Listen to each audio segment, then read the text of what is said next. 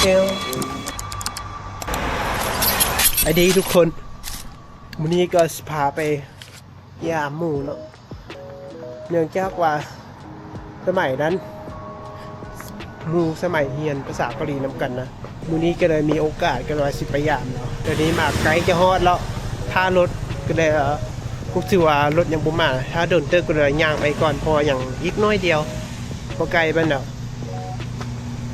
ไปอยู่ป้ายรถเมล์จุดใดคันรถมาฮอดวันนั้นเราจังขึ้นรถอันนี้ก็คือบรรยากาศเนาะที่ว่าย่างไปตามทางแล้วก็สิได้ไปนั่งท่ารถอยู่ป้ายนี้นิดนึงเนาะเพราะว่ารถยังมาบ่ฮอดเทื่อในที่สุดรถมันก็มาเนาะเป็นเบอร์รถเบอร์23เนาะแต่ว่าอยู่ๆแล้วมันบ่จอดให้นะมันขับผ่านไปเลยงงเลยดีกว่าความจริงก็นั้นก็มีอีกคันนึงเนาะมันก็ขับมาแต่มันบ่จอดก็เลยว่าต้องได้นั่งท่าต่อไปเนาะและในที่สุดรถทีรอท่าก็มาฮอดเนาะก็ต้องได้ขึ้นรถแล้วก็มีการรูดบัตรเนาะพออยู่เกาหลีนี่การจะไปใส่มาใส่ก็ใส่แต่บัตรนี่แหละไม่ใช่จะสะดวกก็ได้ขึ้นมาแล้วรถเมล์เป็นไทยหน่อยนึงนี่นั่นก็ได้ขี่รถยาวเลยจาก10 ปลายกว่านาทีแล้วก็จะได้ถึงจุดหมายปลายทางของเราแล้วก็ดีท้ายเป็นบรรยากาศทางให้เบิ่งเนาะแล้วในที่สุดก็ถึงเนาะเป้าหมายปลายทางจะได้ลงรถอันนี้แล้วก็โอ้ยังตามที่เบิ่งอยู่แผนที่มันยังต้องได้ย่างไปอีกก็เลยว่าย่างต่อไปก็เป็นบรรยากาศเลยตามทางนี้แหละเห็นอย่างกระทายให้ชุบเจ้าให้ทุกคนได้เห็นได้เบิ่งเนาะ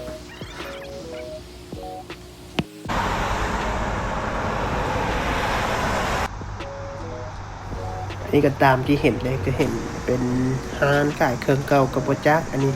เป็นพวกไหพวกหม้ออะไรทำไมล่ะบอกเลยว่าค่อยนี้ความปึกคนเห็นบอกงานใหญ่ๆนี่นะจับตาเบิ่งดีๆได้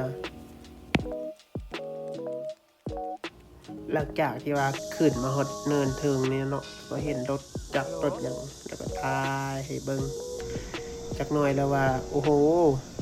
มูโทรมาบอกว่าเจ้ายางกายแล้วเห็นบอกเงินใหญ่ๆนะให้ยางกลับมาเด้อเพิ่นจำเป็นต้องยางกลับแล้วแบบนี้ ถือว่าเมื่อยเอาเรื่อง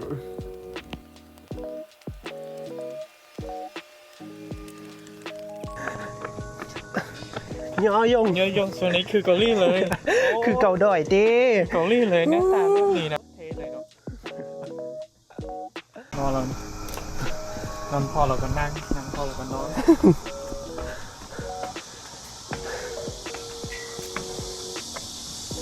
สงบดีเนาะคนเขาอยู่ในรถผ่านไปผ่านมาตลอดประมาณนี้แหละขออนุญาตเข้าห้องเลยนะโอ้เย็นอันนี้นะเจ้าของห้อง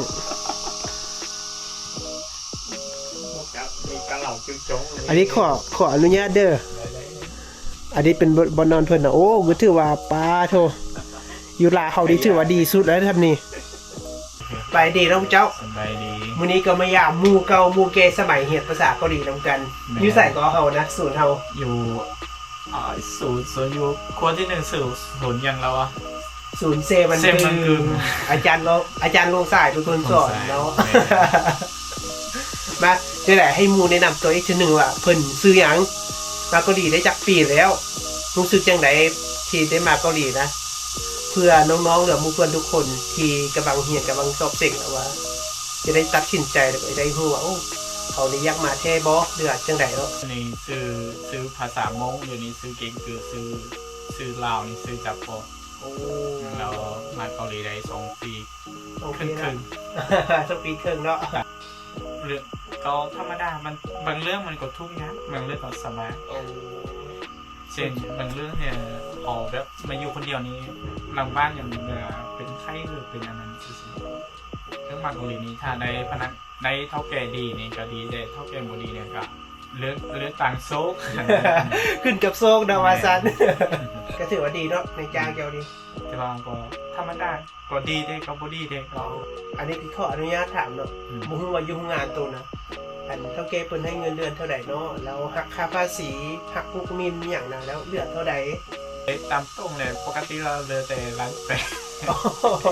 ห่างไป โอ้ แล้ว บ่ต่างกันบ่ต่างกันเขาก็คือกัน